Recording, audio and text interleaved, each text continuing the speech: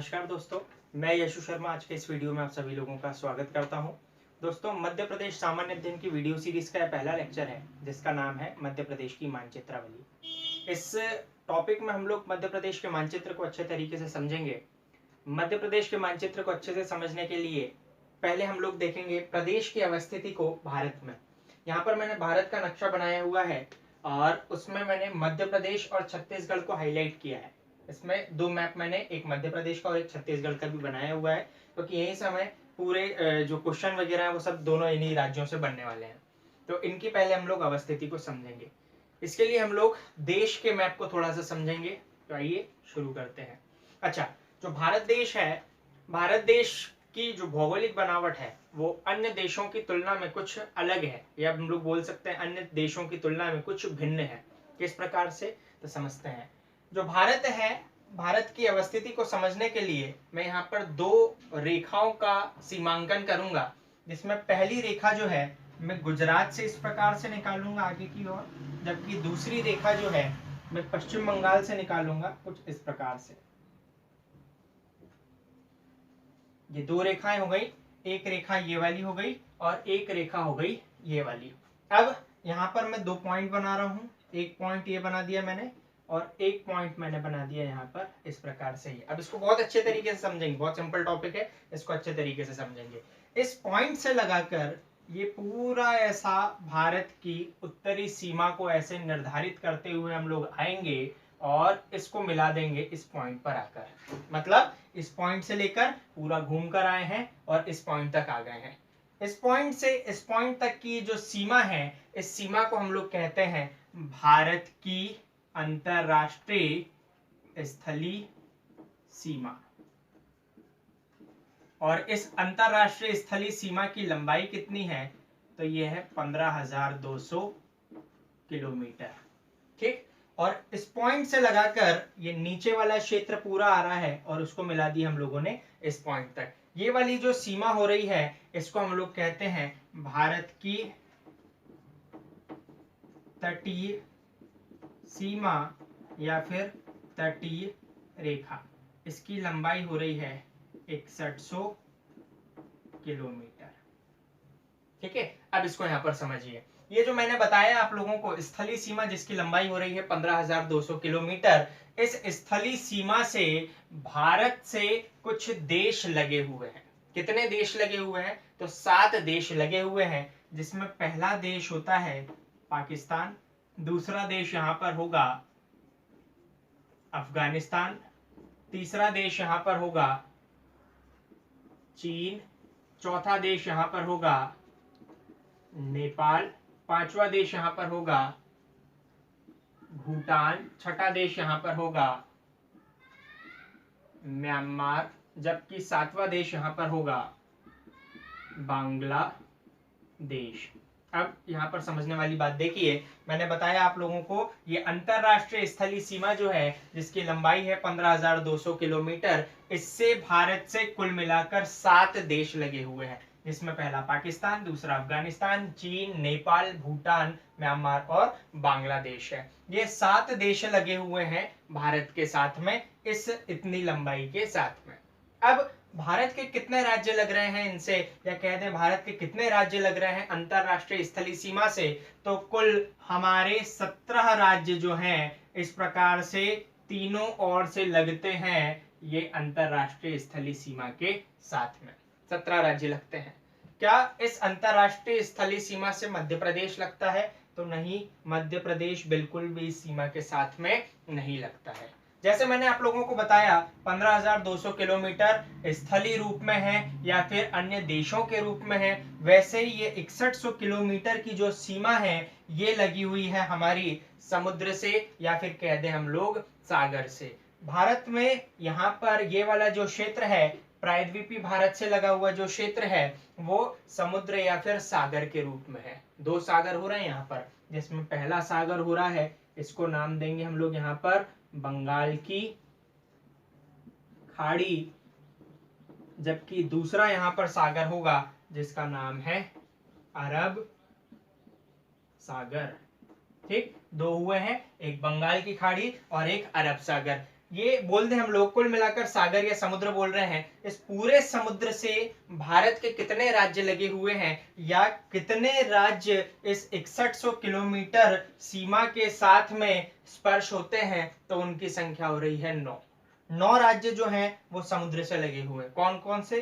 पहला गुजरात होगा, दूसरा महाराष्ट्र होगा, तीसरा गोवा होगा, चौथा कर्नाटक, पांचवा केरल, छठा तमिलनाडु, सातवां आंध्र प्रदेश, आठवां उड़ीसा, जबकि नवा होगा पश्चिम बंगाल। तो 9 राज्य जो हैं वो अंतरराष्ट्रीय हम लोग कह दें समुद्री सीमा के साथ में अपनी सीमा को साझा करते हैं। क्या इसमें मध्य प्रदेश का नाम आया?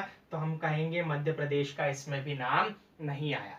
मध्य प्रदेश जो है वो भारत के एकदम बीचों बीच स्थित है, जिस कारण इसे हृदय प्रदेश की संज्ञा भी दी गई है। मध्य प्रदेश जो है एकदम बीचों बीच स्थित है। मध्य प्रदेश की सीमा ना तो अंतरराष्ट्रीय स्थलीय सीमा के साथ में लग रही है, ना ही मध्य प्रदेश की सीमा समुद्र के साथ में लग रही है। यहाँ पर निष्कर्ष ये निकला कि मध्य प्रदेश एकदम मध्य में स्थित है और ऐसा राज्य जिसकी सीमा ना तो अंतरराष्ट्रीय स्थलीय सीमा या फिर कह दें सीधे शब्दों में ऐसा राज्य जिसकी सीमा ना तो किसी देश के साथ में लगे और ना ही समुद्र के साथ में लगे, ऐसे राज्य को कहते हैं हम लोग भू आवेष्टित राज्य। निष्कर्ष निकला है यहाँ पर कि मध्य प्रदेश एक भू आवेष्टित राज्य है। मध्य प्रदेश एक भू आवेष्टित राज्य है। अब क्वेश्चन ये बनता है, क्या मध्य प्रदेश एकमात्र ऐसा राज्य है जो भू आवेष्टित है? तो नहीं, पूरे भारत में कुल 5 ऐसे भू आवेष्टित राज्य हैं। कौन कौन से देखते हैं। पहला तो हो गया मध्य प्रदेश, दूसरा हो जाएगा छत्तीसगढ़, तीसरा हो जाएगा तेलंगाना, चौथा हो जाएगा झारखंड। अब झारखंड लग रहा होगा कि बांग्लादेश से लगा, बिल्कुल ऐसा नहीं है। पश्चिम बंगाल जो है, पश्चिम बंगाल की सीमा कुछ इस प्रकार से आती है और ऐसा ये पश्चिम बंगाल का यहाँ पर मैप बन जाता है। तो झारखंड जो है वो अंदर की ओर हो जाता है। तो 4 राज्य देखे हमने, पहला मध्य प्रदेश, छत्तीसगढ़, तेलंगाना, उसके अलावा झारखंड और 5वां होता है हरियाणा। भारत में कुल 5 भू आवेष्टित राज्य हैं, ठीक, जिसमें सबसे बड़ा भू आवेष्टित राज्य कौन सा है? तो मध्य प्रदेश सबसे बड़ा भू आवेष्टित राज्य है। अब भू आवेष्टित राज्य है तो क्या मध्य प्रदेश की सीमा किसी के साथ नहीं लगती? नहीं, ऐसा बिल्कुल नहीं है। मध्य प्रदेश की सीमा किसी के साथ नहीं लगती, ऐसा नहीं है। मध्य प्रदेश की सीमा लगती है भारत के अन्य राज्यों के साथ में। कितने राज्यों के साथ में मध्य प्रदेश की सीमा लगती है? कितने राज्यों के साथ में मध्य प्रदेश की सीमा स्पर्श होती है? तो 5 राज्यों के साथ में मध्य प्रदेश की जो स्थलीय सीमा है वो स्पर्श होती है, जिसमें पहला राज्य होगा हमारा गुजरात, दूसरा राज्य होगा हमारा राजस्थान, तीसरा राज्य होगा हमारा उत्तर प्रदेश, चौथा राज्य होगा हमारा छत्तीसगढ़, 5वां राज्य होगा हमारा महाराष्ट्र। एक बार फिर से देखेंगे, मध्य प्रदेश भू आवेष्टित राज्य है, लेकिन मध्य प्रदेश की जो सीमाएं कितने राज्यों के साथ में लगती? तो 5 राज्यों के साथ में लगती। पहला गुजरात है, दूसरा राजस्थान है, तीसरा उत्तर प्रदेश है, चौथा छत्तीसगढ़ है, 5वां महाराष्ट्र है। यहाँ पर हम लोगों ने देखा मध्य प्रदेश की स्थिति को भारत में। ये स्थिति अभी हमारे बहुत काम में आने वाली है। भारत के आधार पर देखेंगे अभी हम लोग, जब भारत की हम लोग भौगोलिक संरचना मध्य प्रदेश की हम लोग पढ़ेंगे, तब भारत की भौगोलिक संरचना के आधार पर हम इसको अच्छे तरीके से समझ पाएंगे। जब हम लोग देखेंगे पठार, जब हम लोग देखेंगे नदियों का प्रवाह, कि नदी बह रही है, जैसे नर्मदा यहाँ पर बह रही, तो क्या कारण है नर्मदा इधर बह रही, नर्मदा नीचे क्यों नहीं जा रही या फिर इधर क्यों नहीं जा रही? अगर देख रहे हैं चंबल नदी ऊपर की ओर जा रही, तो क्या कारण है नीचे की ओर नहीं आ रही? तो ये हम लोगों को भौगोलिक बनावट जब हमें पता होगी पूरे भारत की, तब हम लोग मध्य प्रदेश को अच्छे तरीके से समझ पाएंगे। तो यहाँ पर मैंने मध्य प्रदेश को आप लोगों को बताया कि मध्य प्रदेश एक भू आवेष्टित राज्य है, 5 राज्यों के साथ में इसकी सीमाएं साझा हो रही हैं। उसके अलावा मध्य प्रदेश की क्या स्थिति है भारत में? तो एकदम मध्य में स्थित है। हम लोगों ने इसको देखा। यहाँ पर आगे हम लोग अध्ययन करेंगे मध्य प्रदेश के मानचित्र का, उसमें हम लोग संभाग जिलों की लोकेशन याद करेंगे। तो अभी आप लोग ये याद रखें, एक बार फिर से बोल लें, कितने राज्यों की सीमा लग रही है? तो पहला गुजरात हो रहा है, दूसरा हो रहा है हमारा राजस्थान, तीसरा हो रहा है उत्तर प्रदेश, चौथा हो रहा है छत्तीसगढ़, जबकि 5वां हो रहा है महाराष्ट्र। चलिए देखते हैं आगे हम लोग मध्य प्रदेश के मैप को। यहाँ पर हम लोगों ने मध्य प्रदेश के मानचित्र को बड़े रूप में लिया है। इसमें वही है, मध्य प्रदेश भू आवेष्टित राज्य दिख रहा है हमें। यहाँ पर मैंने 5 राज्य बनाए जिनकी सीमा लग रही है मध्य प्रदेश में। गुजरात हो गया, राजस्थान हो गया, उत्तर प्रदेश, छत्तीसगढ़ और महाराष्ट्र। अब मध्य प्रदेश की हम लोग आंतरिक स्थिति को थोड़ा सा समझते हैं। मध्य प्रदेश जो है राज्य, ये 10 संभाग और 52 जिलों से मिलकर बना हुआ है। मैंने बताया आप लोगों को 10 संभागों की संख्या हो रही है मध्य प्रदेश में कुल मिलाकर 10, जबकि जिलों की संख्या हो रही है यहाँ पर 52। ये 10 संभाग और 52 जिलों को हम लोगों को बहुत अच्छे तरीके से समझना है। मैं आपको बता दूं, आप लोग एकाग्रचित होकर यहाँ पर ध्यान से पढ़ेंगे, सुनेंगे इसे, तो आप लोगों को बिल्कुल याद हो जाएगा। ऐसे अच्छे तरीके से केवल आप लोगों को सुनना है। तो 10 संभाग और 52 जिलों को मैं आप लोगों को मानचित्र में बता रहा हूँ, उनकी स्थिति क्या है, उनकी अवस्थिति क्या है, तो उसको हम लोग देखते हैं। 10 संभाग में पहला जो संभाग है वो 3 जिलों से मिलकर बना हुआ है, जिसमें पहला जिला होगा श्योपुर, दूसरा जिला होगा मुरैना, जबकि तीसरा जिला है भिंड। इस प्रकार 3 जिले हुए, श्योपुर, मुरैना और भिंड। इन तीनों जिलों से मिलकर एक बना है संभाग, जिसको नाम दिया है हम लोगों ने चंबल संभाग। ठीक, अच्छा यहाँ पर एक चीज समझ लीजिए आप लोग, ये एकमात्र ऐसा संभाग है जिसका नाम किसी जिले के आधार पर नहीं रखा गया है। इसका नाम रखा गया है चंबल नदी के आधार पर। इन 3 जिलों से चंबल नदी प्रवाहित होती है, जिस कारण इसको नाम दिया हम लोगों ने चंबल संभाग। तो चंबल संभाग के अंतर्गत कितने जिले आते हैं, तो 3 जिले आते हैं, जिसमें पहला होगा श्योपुर, दूसरा है मुरैना, तीसरा है भिंड। अगला संभाग देखते हैं। अगले संभाग का नाम है, इसी से लगा हुआ है, ग्वालियर संभाग। ठीक है, तो अब जितने भी संभाग हैं उनको मैं स्टार से डिनोट कर दूंगा। ग्वालियर संभाग हो गया, ग्वालियर संभाग के अंतर्गत पहला जिला हो गया जिसको नाम दिया ग्वालियर। दूसरा भिंड के निकट जिला है जिसका नाम है दतिया। नीचे की ओर आए तो मिलेगा हमें यहाँ पर शिवपुरी, फिर होगा गुना, और उसके निकट स्थित है अशोक नगर। ग्वालियर में कितने जिले आ रहे हैं, तो ग्वालियर संभाग में 5 जिले हो रहे हैं, जिसमें पहला ग्वालियर है, उसके बाद दतिया है, उसके पश्चात शिवपुरी है, इधर की ओर गुना है और इधर की ओर अशोकनगर है। जैसा लिख रहा हूं मैं आप लोगों को वैसे ही याद करना है। अगर इस प्रकार से आप लोगों ने याद करा तो उत्तर प्रदेश से भी मध्य प्रदेश के कौन कौन से जिले लगते हैं, या मध्य प्रदेश का ऐसा कौन सा जिला है जो उत्तर प्रदेश से नहीं लगता, इनको अलग से याद नहीं करना होगा। एक बार इस क्रम से याद कर लेंगे जैसा मैं बता रहा हूं, तो आप लोगों को आगे कठिनाई नहीं आएगी। कैसे बताया मैंने, पहला होगा श्योपुर, दूसरा होगा मुरैना, तीसरा होगा भिंड। बाद में देखा ग्वालियर हुआ, फिर दतिया, उसके बाद शिवपुरी, इधर की ओर गुना और इधर की ओर अशोकनगर। आगे की ओर देख रहे हैं, अगला संभाग है जिसको नाम दिया हम लोगों ने सागर। सागर के बाद में दमोह, दमोह के बाद में पन्ना, उसके पश्चात यहाँ पर छतरपुर, उसके पश्चात टीकमगढ़, और उसी से लगा हुआ यहाँ पर एक जिला जिसको नाम दिया हम लोगों ने निवाड़ी। तो 6 जिलों का समूह यहाँ पर कहलाया है सागर संभाग के नाम से। सागर, दमोह, पन्ना, छतरपुर, टीकमगढ़ और निवाड़ी। अगला संभाग है यहाँ पर रीवा संभाग। रीवा संभाग में कितने जिले आते हैं, तो 4 जिले आते हैं, जिसमें पहला होगा रीवा, उसके बाद में सतना, उसके पश्चात सीधी और उसके पश्चात सिंगरौली।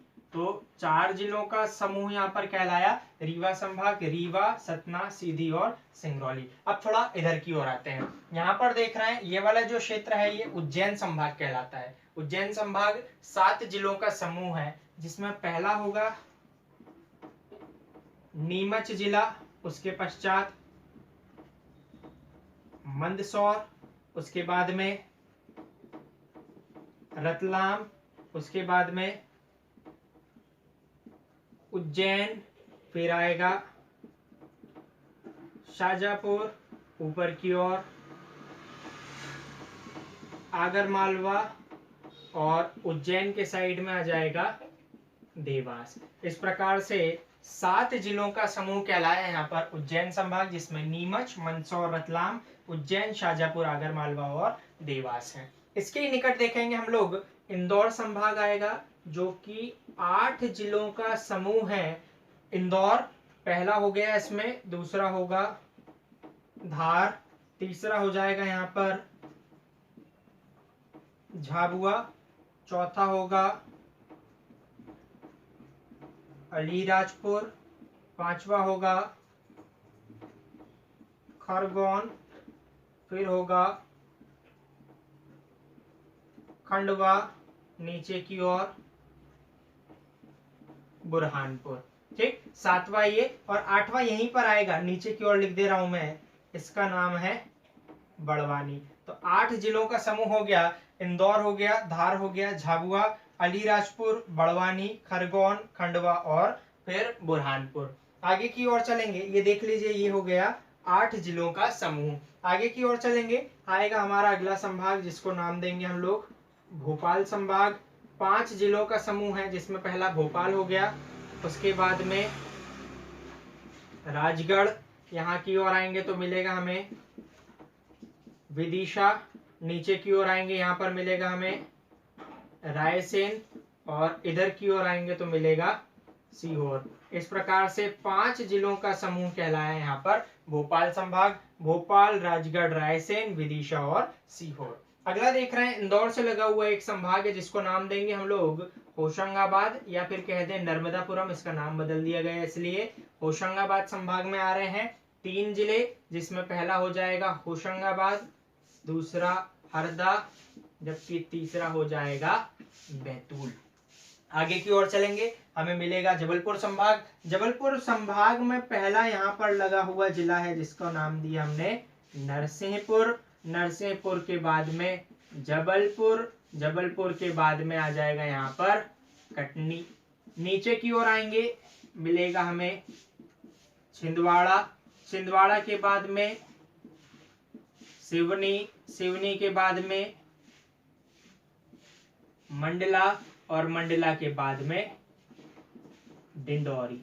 नीचे की ओर आएंगे, मिलेगा हम लोगों को बालाघाट। ठीक है, तो 8 जिले हो गए हैं।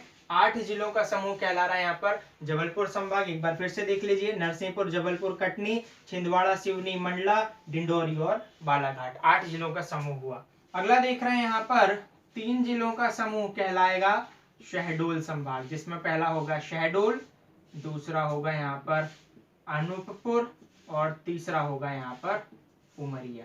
इस प्रकार से यहाँ पर 3 जिलों का समूह कहलाया है शहडोल संभाग। ये हो गए हमारे कुल मिलाकर 52 जिले, और उसी के साथ में यहाँ पर हो गए हमारे 10 संभाग। एक बार संभाग को काउंट कर लेते हैं। पहला देखा हम लोगों ने चंबल संभाग, दूसरा देखा हम लोगों ने यहाँ पर सागर संभाग, तीसरा हम लोगों ने देखा यहाँ पर रीवा संभाग, चौथा हम लोगों ने देखा शहडोल संभाग, पांचवा देखा हमने जबलपुर संभाग, छठा देखा हमने होशंगाबाद संभाग, सातवां देखा हम लोगों ने भोपाल संभाग, आठवां देखा हम लोगों ने ग्वालियर संभाग, नवा देखा हम लोगों ने उज्जैन संभाग, जबकि 10वां देखा हम लोगों ने इंदौर संभाग। तो यहाँ पर जो मैंने आप लोगों को जिले बताए हैं, उन जिलों की लोकेशन को आप लोगों को अच्छे तरीके से देखना है। अब जिलों से किस प्रकार से क्वेश्चन बनते हैं, एग्जाम में किस प्रकार से क्वेश्चन पूछे जाते हैं, वो मैं आप लोगों को बताऊंगा अगले लेक्चर में। तब तक आप लोगों की जिम्मेदारी ये रहेगी कि जिस प्रकार से मैंने यहाँ पर जिले लिखे हैं, उन जिलों को आप लोगों को वैसी ही लोकेशन के हिसाब से याद रखना है। इससे हम लोगों को बहुत ज्यादा आगे सहायता मिलने वाली है। तो इतना हम लोगों को अच्छे तरीके से समझना है। आप लोगों ने मुझे इतना समय दिया, उसके लिए बहुत बहुत धन्यवाद।